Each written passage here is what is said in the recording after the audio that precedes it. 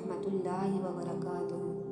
میرے عزیز بھائیوں اور بہنوں، آج ہم ایک نہایت اہم موضوع پر بات کریں گے، وہ ہے کلمہ طیبہ لا الہ الا اللہ محمد رسول اللہ کی عظمت اور آخرت کی تیاری۔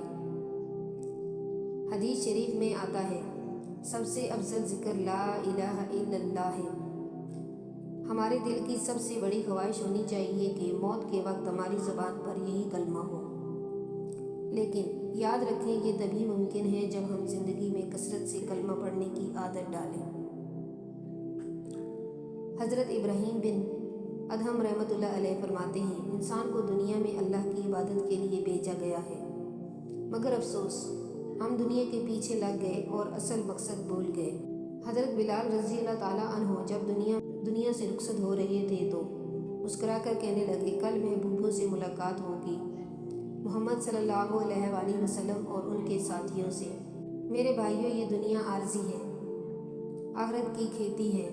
یہاں جو بیج بوئیں گے وہی کل آخرت میں کاٹیں گے۔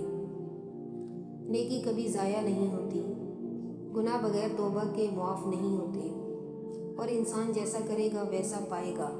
لہٰذا ہمیں چاہیے کہ روزانہ کم از کم 100 بار کلمہ پڑھنے کی عادت ڈالیں، نماز کی پابندی کریں، گناہوں سے بچیں، اپنی آنکھ، زبان، دولت اور اولاد سے سب کو اللہ کی رضا اور آخرت کمانے کے لیے استعمال کریں۔ اللہ تعالیٰ ہمیں کثرت سے کلمہ پڑھنے اور موت کے وقت کلمہ نصیب ہونے اور آخرت میں کامیابی عطا فرمائے، آمین۔